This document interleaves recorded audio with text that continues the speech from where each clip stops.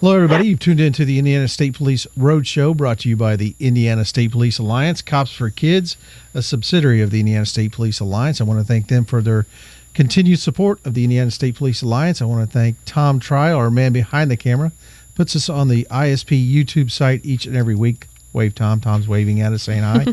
Puts us on there with our shows. There's a lot of great shows that you can go to the Indiana State Police YouTube site, see some oldies and goodies, and all the new stuff that Tom's putting on there each week. Ladies, thank you for coming in today. Thanks for having us. I got a full house here today, Tom. We're overrun by the ladies. Thank you for being here. We appreciate it. I've got Amanda Giddings. Amanda, say hi. Hello. Very glad to have you. Stephanie Nancaro. Hello. Yes, you got it right. Got it right that first time. And Kathy Bledsoe, thank you for being here. These ladies are all with the ICAC. Don't laugh. You laughed. I knew I'd catch you. ICAC Youth Educators for the Indiana State Police. Now, two of you ladies have been here with us before when we talked. Yes. Amanda is new. Yes. She is our rookie. She is. Just started the beginning of January, so I'm still kind of in training mode. So tell us a little bit about your background, Amanda. How did you become involved with the ICAC Youth Educators? Well, I've worked in Child Protective Services. Back in the day, I was actually a coworker with Stephanie, so she kind of told me about the position and the program. And after I left the Department of Child Services, I got into mental health, and I worked with children in schools, and I saw some of the effects of the cyberbullying and how that really impacts the kids on a day-to-day basis. So I just really believe in the program, and I want to help the kids. Excellent. Yeah. Good. So where are you from? I grew up outside of Newcastle. Okay. So good. Hoosier, born and raised. Great. Wonderful. We're glad to have you here. Thank you. Well, let's get a little background on what this is. Kathy, kind of tell the folks that maybe haven't listened to us before, didn't catch the last show, what is Indiana or ICAC Youth Educators? What are we looking at there? We go into schools and churches and any place where we can get a group of kids together, and we talk to them about internet safety. We talk to them about cyberbullying and the consequences of that. We talk about sexting. We talk about the predators online. We also try to focus on apps, the dangers of different apps, because every time a new app comes out, people jump on it, but they don't know whether it's a safe app or not. So we try to give them some warnings. We also try to feel out the kids. What do they see online and what do they need help with? We're expanding a little bit. We're doing more trainings for parents and for teachers now because they hear one message from us and then they go home and parents don't know. But if they're hearing the same message at home and at school from us, then we're having an impact. Stephanie, are you finding that the kids are becoming more fluent than the parents? Oh, yeah. Since day one. Even before we started this program. I mean, you have the adults or the parents in some situations where this new technology it's new to them. It's foreign to them. And you have the kids that are coming out of the womb and they already know how to work an iPad. Yeah. So the parents need to be taught just as much as the kids do. Yeah. And are we seeing that this class is helping them? Are you having kids reach out to you? Oh, yeah. Definitely. Oh, yeah. Definitely. We have victims coming forward. We have kids coming up afterwards saying this is the best presentation that we've ever had. I've had a kid come up and say, you just slapped us all across the face. You gave us what we needed to hear. So the kids are loving it. We're loving doing it. So I think it's really working. Something that I was at a school earlier today doing a presentation, and one of the teachers I was talking about there said they had about 40 cases a year with sexting at that particular school. Do the kids not think this is a problem? Yes, they do not think it out. They have no clue the implications of their behavior. They don't realize that taking those photos, it's child pornography. They just have no clue. And they don't think about the long-term impact. I had a kid who told me when she was 11, she put out a picture, and it didn't show up at school until she was 16. It showed up at the high school, and everyone had seen it. And now she was a victim of both cyber harassment and other kind of threats from kids at school, plus from strangers. She didn't think about how long it was going to last out there. And we try to make sure they understand, once you put it out there, you have no control. It's out there forever. And it's happening younger. The youngest case we know of is 7 years old, starting to sext. Wow. Yeah. Really? Yeah. I had a school that begged me to talk to. We normally don't talk to first and second graders, but they had 8, 9, and 10-year-olds who had their own little ring where they were taking pictures with a school-provided device. They were going to the little bathroom, take a little naked picture, send it around to everyone. They thought it was funny. Yeah. They wanted to be mature and cool. Wow. That's just knocks you upside the head, doesn't it? Yeah.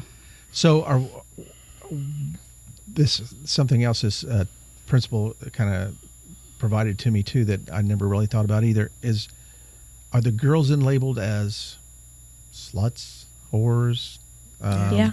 Yeah. And the guys kind of get away with it? Yeah. Really? Yeah. Unfortunately, yeah. The guys are cool. You know, look at how many girls I got. And the girls everyone's talking about, and they have a label.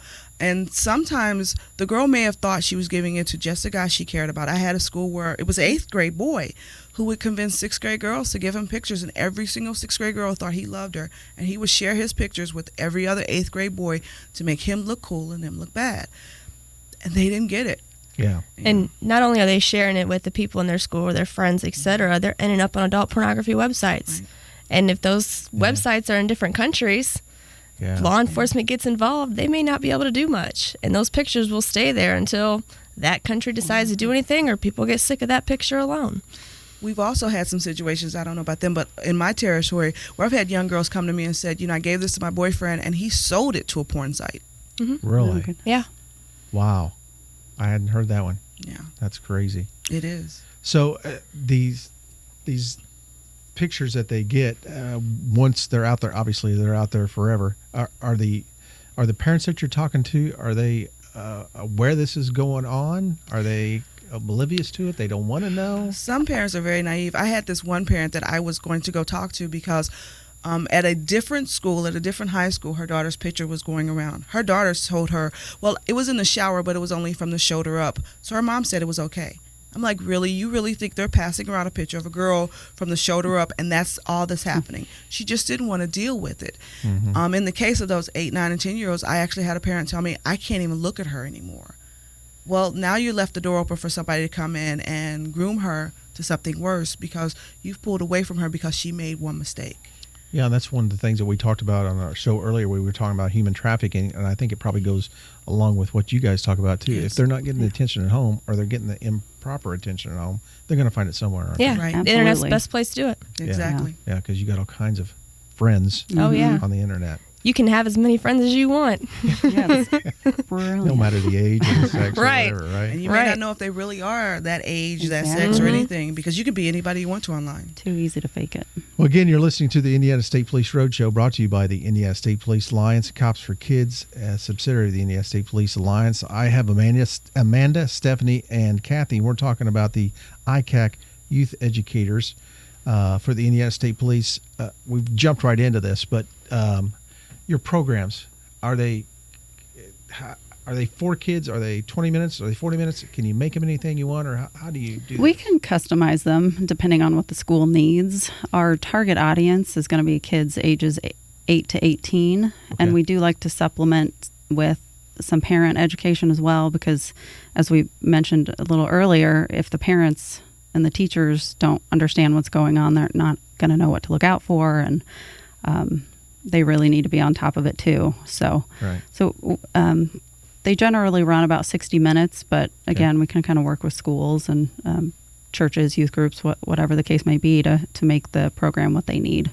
Is this a PowerPoint presentation or a movie, or do you talk? Or? Well, we all have our own styles, and we kind of we have a basis. We all talk about the same topics, but I'm a former educator, so I come at it from a computer teacher standpoint. They were both former in social work, so they come at it from a different standpoint. We normally use PowerPoints. I also like to use news footage and actual cases. I go online and I find things that kids have put out, like a YouTube video where a girl is saying, hey, I need a challenge. Do you understand what you're saying? And I try to use real cases. Mm-hmm. I think Stephanie tells a lot from her personal history from experience and work. Mm-hmm. Yeah, I mean, I primarily worked sexual abuse related cases when I worked at the Department of Child Services. So I use a lot of those cases that came up. I can't tell you how many sexting cases I had and what happened with those cases. So I use those. I use cases that are going around the state as well, depending on where I'm going, to kind of give the kids an example of, this is happening to kids just like you. Right. it's really helpful. We work with our investigators as well when they contact us and say, hey, I have a case and this is what happened, and I know you're going to be in this area, for me to come back and say, you know, this happened to a kid just like you in this community. They made this choice. Are you making these same kind of choices? Because it opens their eyes. It's not happening in Indianapolis and I'm in Newton County or some small area. Right. This is happening right where you are. It doesn't matter where you are, it's going to happen. And we just are trying to make you smarter so you make better choices. What are you finding? You're talking about the sexting things, but what else are you seeing on the online and cyberbullying? Cyberbullying is huge right now because of some of the apps, especially one app called Sahara. Is that how you Sahara. I'm in the north getting a lot of children being threatened by anonymous people, and I have to tell them, then you need to get off this app. Yeah. You are putting yourself out there to be made a target, and it's not fair to you, but you have to take some control back and some responsibility and say, well, if that's what's going to happen there, I'm just going to not be there. But I'm getting a lot of threats to kids. I've gotten some threats to schools through different apps. I've gotten threats to teachers through apps. The internet makes it so that whatever the worst thing you want to do, you can do it from your home. Yeah, and this teacher I was talking about earlier today said that he is amazed at the things kids say to each other that they would never say to each other face to face. Oh, yeah. That they do it online. It's almost like a shield for them. Yeah. Like they can dish whatever they want out, but it can never jump back to them.